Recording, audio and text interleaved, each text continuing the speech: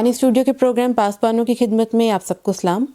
आज हमारे साथ पास्टर सुहेल अंजुम मौजूद हैं जो प्रेस्बिटेरियन चर्च ऑफ पाकिस्तान से ताल्लुक़ रखते हैं। मैं पास्टर साहब से रिक्वेस्ट करूंगी कि वो अपनी लाइफ के बारे में, अपनी चर्च की खिदमत के बारे में हमें कुछ बताएं। मसीह के बाबरकत नाम में आप सबको सलाम और उम्मीद है कि आप सब खैरियत से होंगे। तो मेरा नाम जिस तरह बताया गया पादरी सुहेल अंजुम है और मेरा तल्लुक़ प्रेस्बिटेरियन चर्च ऑफ पाकिस्तान जिसके मॉडरेटर डॉक्टर अजमल खान साहब हैं उससे है। और मैंने अपनी पासबानी खिदमत का आगाज़ 2005 में किया और मेरा पहला स्टेशन जो है वो कमोकी था जहाँ मैंने 7 साल खिदमत की। फिर अब्राहम प्रेस्बिटेरियन चर्च जहानाबाद जिसको मैंने प्लांट किया और अब मेरी जगह वहाँ पादरी फराज साहब है वो खिदमत कर रहे, मलक फराज उनका नाम है। और उसके बाद मैं फिर 3 साल के लिए कमोकी गया। कमोकी के बाद अब कसूर का एक छोटा सा गांव है, कसूर के साथ मोरेका है, उसमें पासबानी खिदमत के फ़राइज़ सर अंजाम दे रहा हूँ। पास्टर साहब हमारी ऑडियंस को बताएं कि आप खुदावंद की खिदमत में कैसे आए। खुदावंद की खिदमत में कैसे आया, ये एक कहानी तो बहुत लंबी है, मैं मुख्तसर तौर पर आपको बताता हूँ कि मेरी दादी सियालकोट के इलाका में पसरूर नालोवाल के इलाके में उन्होंने बाइबल टीचर के तौर पर खिदमत की और फिर वो अपने बड़े बेटे यानी मेरे वाले साहब को पासबान बनाना चाहती थी, लेकिन वो पासबान तो ना बने लेकिन बतौर एल्डर और बतौर टीचर उन्होंने खिदमत की। और उसके बाद पादरी आर्थर जेम्स जब हमारे गांव में आए तो उन्होंने हमारी वालदा से कहा कि अगर वो नहीं अपने बेटे को बना सकी तो आप अपने बेटे को पासबान बना दें। तो इससे हमारे घर में एक बहस शुरू हुई। मैं पासबान बनना नहीं चाह रहा था और टू बी फ्रैंकली कि मैं जब अपना एनालिसिस करता था तो मैं इस काबिल नहीं समझता था कि मैं पासबानी खिदमत में आऊँ। लेकिन जब खुदा की मर्ज़ी हुई और उस वक़्त फिर मैं सेमिनरी चला गया और सेमिनरी जाने का भी इत्फाक ये था कि मेरी शादी हुई और शादी के बाद फिर मेरी बीवी भी मेरी वालदा के साथ इस बात पे इसरार करने लगी कि नहीं आपको पासबानी खिदमत में आना चाहिए।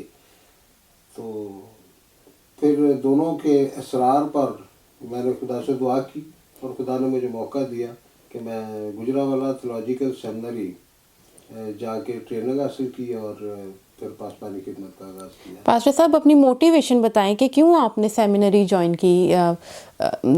जब आपको खुदावंद ने बुलाया तो क्या वाक़या पेश आया, कुछ बता सकते हैं। मोटिवेशन में भी ये थी कि एक तो मैंने आपको बताया कि चूँकि मेरे घर वालों का इसरार था और दूसरा जब मैंने खुदा से दुआ करना शुरू की इस बारे में तो उसके साथ साथ मुझे बहुत सी कलीसियाओं में भी पासबानों को सुनने का और देखने का मौका मिला। तो जो सबसे ज़्यादा मोटिवेशन मेरे पास थी वो यही थी कि जिस तरह से एक चरवाहे को काम करना चाहिए वैसे नहीं कर रहे। तो मैं तो इस नीयत से गया था कि चलो मैं कुछ न कुछ साथी तो अपने साथ शामिल करूँगा कि अब सब मिलकर चर्च के काम को जो है वो मसीह का काम है, चर्च का तो नहीं, मसीह का काम जो है उसको आगे बढ़ा सकें और लोगों के अंदर एक शऊर और आगाही पैदा कर सकें कि इस अखीर ज़माने में जबकि हर शख्स इवन कि मैं कहने से हिचकिचाता नहीं हूँ कि हम जो पासबान हैं हमें से भी बहुत से ऐसे हैं जो मफाद परस्ती पे काम कर रहे हैं। तो ऐसे लोगों से बचा जाए और लोगों को आगाही दी जाए कि उन्होंने कैसे खुदा के साथ चलना है। बहुत अच्छी बात है। पास्टर साहब आपकी फैमिली में से कौन कौन खुदावंद की खिदमत में है। मेरी फैमिली में सिर्फ दादी थी और उसके बाद वालिद साहब जो थे वो बतौर एल्डर काम करते थे, उसके बाद मैं ही। और दूर के रिश्तेदार जो हैं उनमें तो काफ़ी सारे हैं लेकिन जो हमारी फैमिली अपनी है उसमें मैं ही हूँ। बहुत अच्छी बात है कि आपकी जनरेशन्स 2 जनरेशन से आप लोग खुदावंद की खिदमत कर रहे हैं, ये बहुत अच्छी बात है। पास्टर साहब अब आप क्या हमारी ऑडियंस को मैसेज देना चाहते हैं अपने लाइफ से। मैं अपनी पासबानी खिदमत में सीखा तो बहुत कुछ है लेकिन मैंने पहली बात जो है वो मैं कलीसिया के सामने या अपने ऑडियंस के सामने, कलीसिया से मुराद आलमगीर कलीसिया है, किसी भी डिनोमिनेशन से हो, और अब सबके सामने एक बड़ी एक अहम सी बात है जो याकूब के खत में बयान की गई है। याकूब का खत उसका 4था बाब है, और ये मैं यहाँ पढ़ूंगा नहीं कि पूरा चैप्टर जो है वो ऑडियंस को देखने पढ़ लें। तो उसमें वो बयान करता है कि ये जो हमारे अंदर लड़ाइयाँ हैं, झगड़े हैं, बाज़ औक़ात हम डिनोमिनेशनल झगड़ों में भी पड़ जाते हैं, ख़ानदानी झगड़ों में भी पड़ जाते हैं, और मुआशरती झगड़े जो है ये बहुत सी आम सी बात है। तो वो सारी चीज़ें बयान करते हुए कहते हैं कि आप में से कहाँ से आ गई? ये इसलिए आ गई कि हम अपनी अपनी ख्वाहिशात के ताबे हो गए हैं। हम इब्लीस की तरफ से आजमाए जाते हैं और उस पर गालिब नहीं आते, हम आजमाइश का शिकार हो जाते हैं। और इसीलिए इसी में ही वो बयान करता है, एक तो वो हमारी मगरूरी को हमारे सामने रखता है।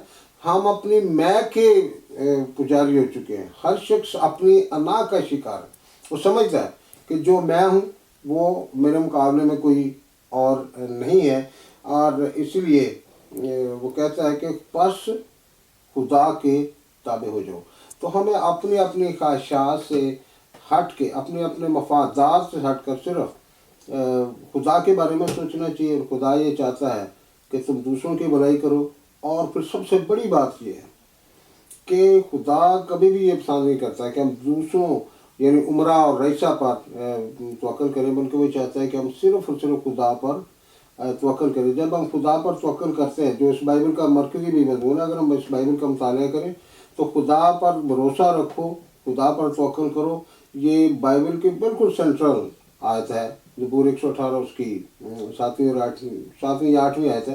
अगर हम उसको देखें तो बिल्कुल बाइबल के सेंटर में आती है, जिसका खुदावंद पर तवक्कुल करो। और अगर हम खुदावंद पर तवक्कुल करते हैं तो फिर हमारे अंदर हसद, लड़ाइयाँ, झगड़े, अपनी ख्वाहिशात के ताबे होना, ये चीज़ें नहीं आ सकेंगी। और वाकई ही जिस तरह का मसीह का बदन होना चाहिए, या जिसका बाइबल हमें सिखाती है या खुदा हमसे तकाजा करता है, वैसी ही कलीसिया बनेगी और उसकी आमद पर उसका इस्तकबाल करेगी। तो मैं आप सबसे यही गुजारिश करता हूँ कि अपने अपनी ख्वाहिशात के ताबे ना हो, बल्कि खुद को खुदा के ताबे कर दे। और मेरी दुआ है कि खुदा हम सबको इस बात पर अमल करने की तौफीक बख्शे। आमीन। Thank you so much pastor Suhail Anjum कि आप हमारे स्टूडियो में आए, अपना कीमती वक्त हमारी ऑडियंस के लिए निकाला। Thank you so much. खुदा आपको बरकत दे।